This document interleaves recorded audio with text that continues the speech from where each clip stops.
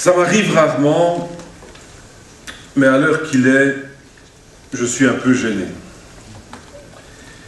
Peridaisa vient d'ouvrir ses portes et les services secrets wallons, dont je suis un des rares à connaître l'existence, puisque je suis ami avec eux sur Facebook, m'ont demandé de vous informer confidentiellement qu'il vient d'y avoir un petit problème avec les 2 pandas prêtés par la Chine.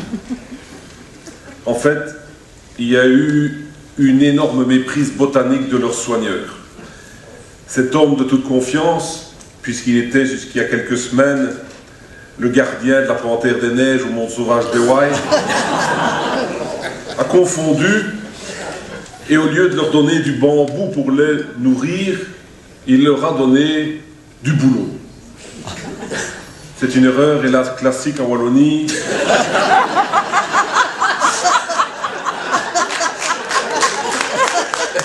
On a toujours l'habitude d'offrir son boulot aux autres.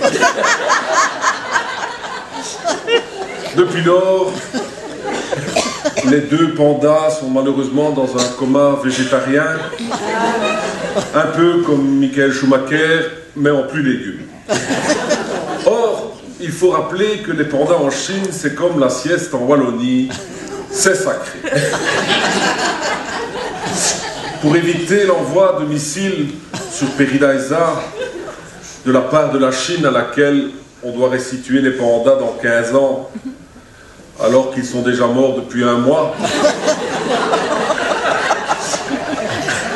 le gouvernement wallon a décidé en urgence de les remplacer discrètement par 2 fonctionnaires détachés de l'administration. Afin d'éveiller les soupçons des autorités chinoises, il est donc demandé à tous les futurs visiteurs des pandas de respecter les précautions suivantes. D'abord, ne lancez pas de pousses de bambou dans leur enclos. Les 2 fonctionnaires ont subi un entraînement intensif à en manger, en multipliant les dégustations de salon en rotin. Mais ça leur provoque malheureusement beaucoup d'écharpes dans les gencives. Ensuite, ne leur jetez pas de canettes de bière, surtout aux heures de pause de l'administration à 10 et 15 heures. Les Chinois risquent de comprendre qu'il s'agit de fonctionnaires wallons. Ne tirez jamais non plus sur leur tête en les caressant, elles se déboîtent.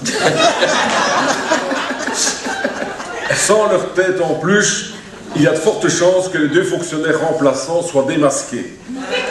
Des pandas qui ont de la coupe rose et qui sentent le pâté gourmet, ça risque de paraître louche.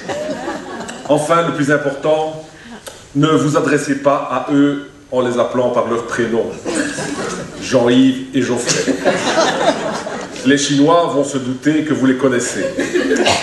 Pour les reconnaître sans citer leur nom et les saluer discrètement, il y a un moyen infaillible. Jean-Yves, qui a 30 ans d'ancienneté dans l'administration wallonne, c'est celui qui regarde sa montre toutes les 10 minutes.